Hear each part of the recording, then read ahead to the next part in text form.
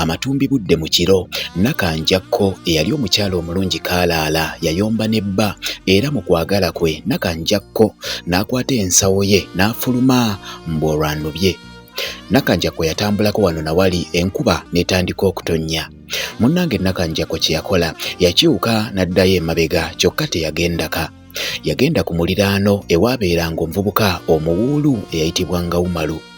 Nakanjakko yakonkona era Umalu n'aggulawo n'amuwa n'ettawulo asooke yeesiimuula amazzi.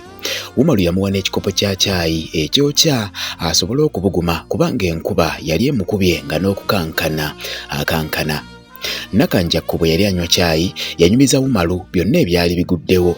Nze ogusajja ngukooye tegumpa budde kale mpulira ng'ogusajja ogwo gwankeeta era nnobye kansuleko wano leero enkeera ntambule nzire ewaffe.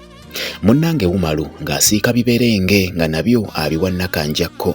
Yamwongera n'ekikopo kya caayi ekirala ng'eno bw'amugamba nti nywa obugume omaze obudde bungi mu mpewo oyinza n'okulwala pneumonia. Nakanjakko bw'amala okulya n'okunywa yeebaza Umalu olw'okumulabirira.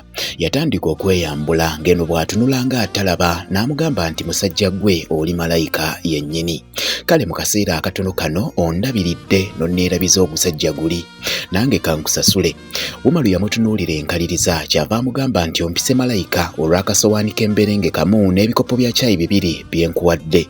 Omusajja akulabiridde okumala emyaka n'emyaka ye n'omuyita ogusajja. Mukazi gwe ng'oli muzibu kale saategedde nti bw'otyo bw'oli gira yanguwa ofulume ennyumba yange nga sinnataama. Munnange Nakanjakko ng'afuluma wakati mu kuswala okw'ekika ekya waggulu. Yasalawo okudda ewa bba yeetondera bba bambi musajja wattu n'amusonyiwa kuba yali amwagala era kati obufumbo bwabwe butinta. Gwe mu mboozi eno oyizeemu ki? Ewagiddwa Mwami Bbanda Kabaalu.